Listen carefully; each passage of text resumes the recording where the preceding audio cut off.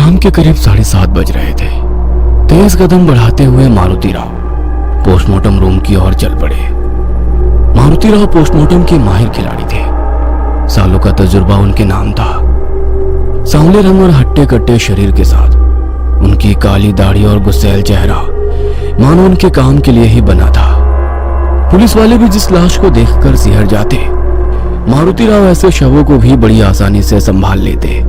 बारिश के पानी में गल चुके या फिर हजारों कीड़े से भरे बदबूदार शवों को भी वो बड़ी ही सहजता से पोस्टमार्टम कर देते।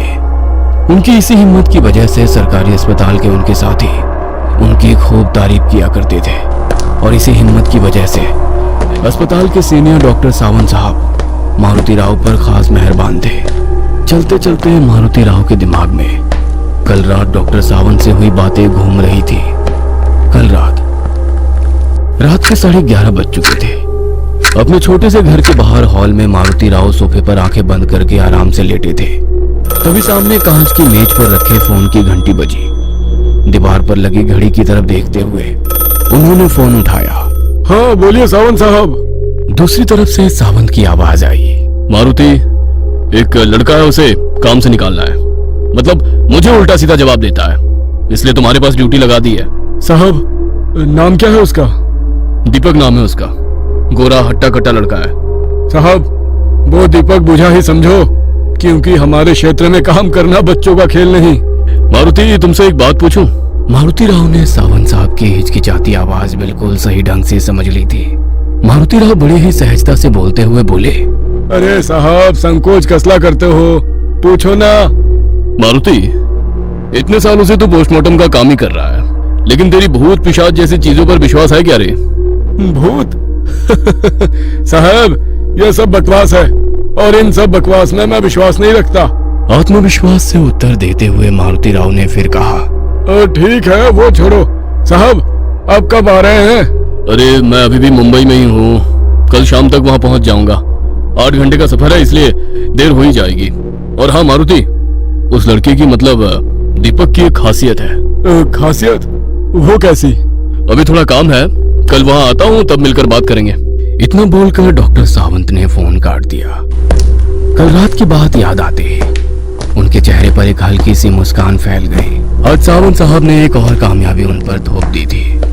उन कर्मचारियों की ड्यूटी जो उन्हें पसंद नहीं थे, मारुति के पोस्टमार्टम विभाग में लगा दी जाती थी, जिससे वो खुद ही नौकरी छोड़ देते थे। चलते चलते मारुति सरकारी अस्पताल के पीछे स्थित पोस्टमार्टम रूम के पास पहुंच गया। वो इमारत काफी पुरानी हो चुकी थी। अंदर से इमारत की थोड़ी बहुत मरम्मत की गई थी, लेकिन बाहर से रंग उड़ जाने के कारण वो जीर्ण और फीकी लग रही थी, जैसे किसी निराशा में डूबे बूढ़े व्यक्ति की तरह। इमारत के बगल में एक लंबा और कई सालों से खड़ा एक बरगद का पेड़ था, जिसके नीचे हल्के गुलाबी रंग के बरगद के फूल बिखरे पड़े थे। उस पेड़ के नीचे हमेशा मृतकों के रिश्तेदारों की भीड़ होती थी, आज भी थी। पोस्टमार्टम रूम के खुले दरवाजे से अंदर आते ही हमेशा की तरह फिनाइल की तेज गंध उनकी नाक में समा गई। पोस्टमार्टम रूम के होने के बावजूद वहां बहुत साफ सफाई थी।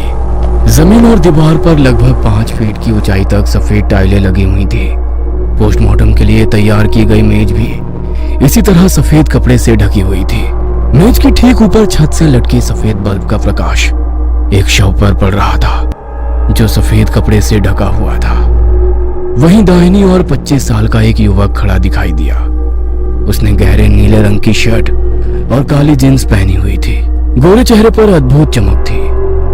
एक तरफ बैठे काले घने बालों को दाहिने हाथ से ठीक करते हुए वो पोस्टमार्टम रूम देख रहा था। तुम्हारा नाम क्या है? मारुति राव की कर्कश आवाज से वो अचानक होश में आ गया। सर दीपक। मारुति राव ने उसे पहचान लिया। ये वही पागल आदमी था जिसे सावंत साहब ने भेजा था। उसकी तरफ तिरछी नजर डालते हुए मारुति राव ने हल्की सी मुस्कान के साथ कहा, दीपक पोस्टमार्टम देखते वक्त बुझ मत जाना दीपक। मारुति राव ने पोस्टमार्टम का पोशाक पहना और सामने काले रंग का प्लास्टिक कागज बड़े करीने से बांधा। पोस्टमार्टम टेबल पर रखे शव की तरफ देखते हुए उन्होंने दीपक से कहा, अगर डर लग रहा है तो अभी बता दो। क्या है कि बहुत सारे लोग यहाँ चक्कर आके बेहोश हो जाते हैं, इसीलिए बोल रहा हूँ। और ऐसा कहते हुए उन्होंने शव से सफेद कपड़ा हटा दिया। शव की हालत देखकर मारुति राव बोले, लगता है कोई 25 साल का नौजवान है। सिर बुरी तरह से कुचला हुआ है। मतलब किसी ने इसके सिर पर कोई बड़ा पत्थर मारकर इसकी हत्या की होगी। शव की हालत देखकर दीपक ने झट से अपनी आंखें बंद कर ली। इतनी जल्दी डर गए? अभी तो सिर्फ सिर फूटा है। पोस्टमार्टम के दौरान शरीर के अलग अलग अंग बाहर निकालने होंगे, तब क्या करोगे? मारुति राव की बात दीपक को थोड़ी चुभी। थोड़ी हिम्मत जुटाकर दीपक ने शव की तरफ देखा और शांति से कहा, इसकी हत्या नहीं हुई है। ड्यूटी पर जाते समय इसकी गाड़ी स्लिप हुई होगी और किसी भारी वाहन का पहिया इसके सिर के ऊपर से गुजर गया होगा, इसलिए इसका चेहरा भी पहचान में नहीं आ रहा है। अरे वाह, बड़ा हिम्मत वाला है तुम। लाश देखते ही निष्कर्ष निकालने लगा। दीपक बिना कुछ बोले चुपचाप सब देख रहा था। मारुति राव ने पोस्टमार्टम टेबल के पास रखी स्टेनलेस स्टील की ट्रे से सर्जिकल ब्लेड उठाया और दीपक की तरफ देखते हुए फिर बोला, इतना क्यों डरा हुआ है? पोस्टमार्टम तो मैं कर रहा हूँ, पर लगता है तुझे कुछ पता है। इस पर दीपक ने लाश की तरफ घूरती हुई आंखों से देखते हुए गंभीर आवाज में कहा, इसके शरीर से बाहर निकले इसकी आत्मा को अपने शरीर का ऐसे पोस्टमार्टम होते देख कैसा लग रहा होगा? इसकी आत्मा कहाँ है? मुझे भी दिखा जरा। मारुति राव के इस मजाकिया लहजे पर दीपक बोला, देखना है, और अगर मैं इसकी आत्मा दिखा भी दूं तो क्या तुम यकीन करोगे? क्योंकि इस लाश का तो चेहरा भी नहीं पहचाना जा सकता, तो तुम कैसे पहचानोगे कि ये इसकी आत्मा है? दीपक की बात सुनकर मारुति राव ने अपनी भौहें ऊंची कर ली, फिर मजाकिया लहजे में बोले, आत्मा?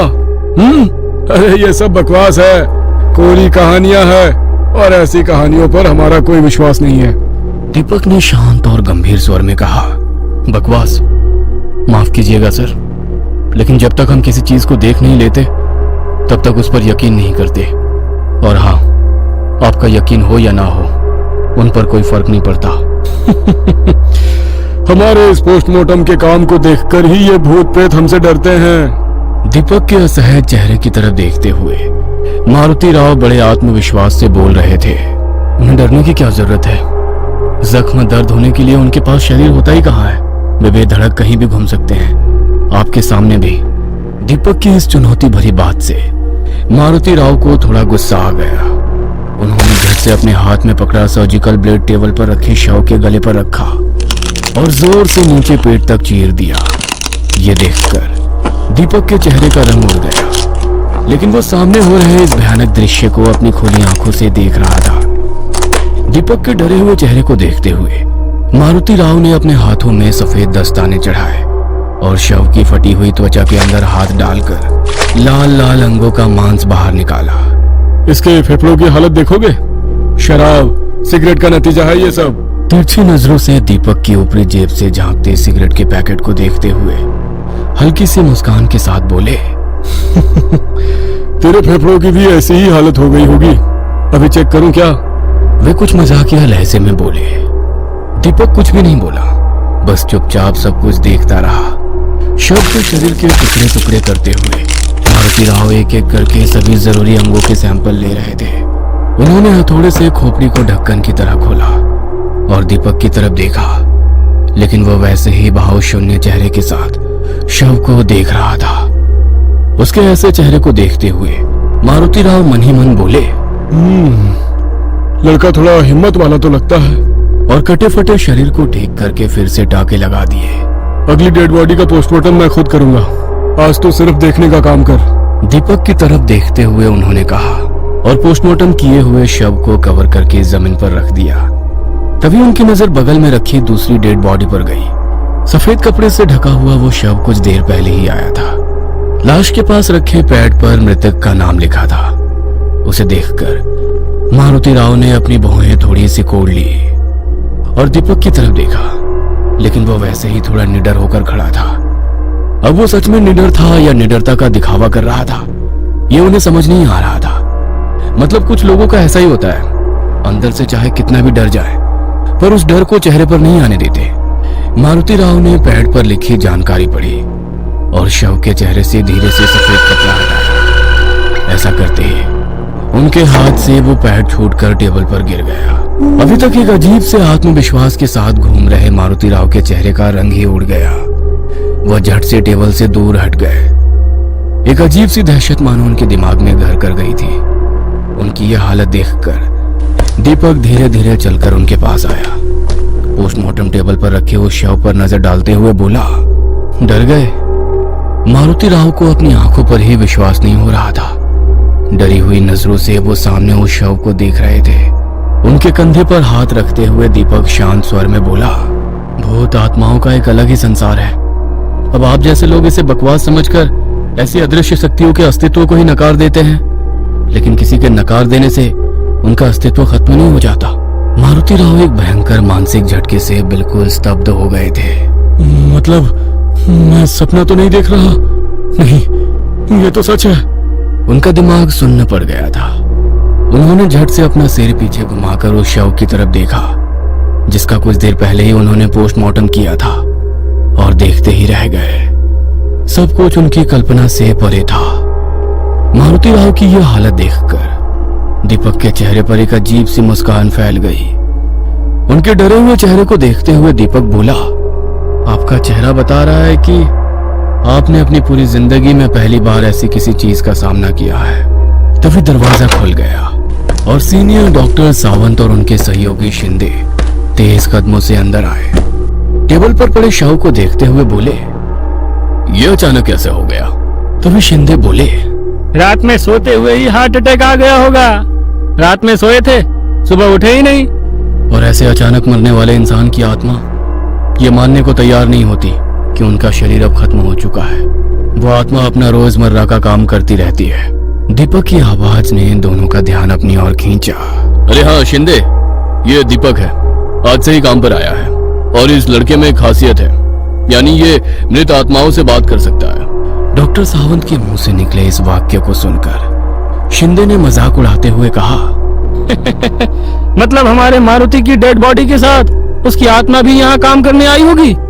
मजाकिया लहजे में डॉक्टर सावंत बोले, इससे ही पूछो, मुझे तो भूत प्रेत जैसी बकवास बातों पर यकीन नहीं है। और शिंदे, टेबल पर रखे दोनों शवों का पोस्टमार्टम करवा दो।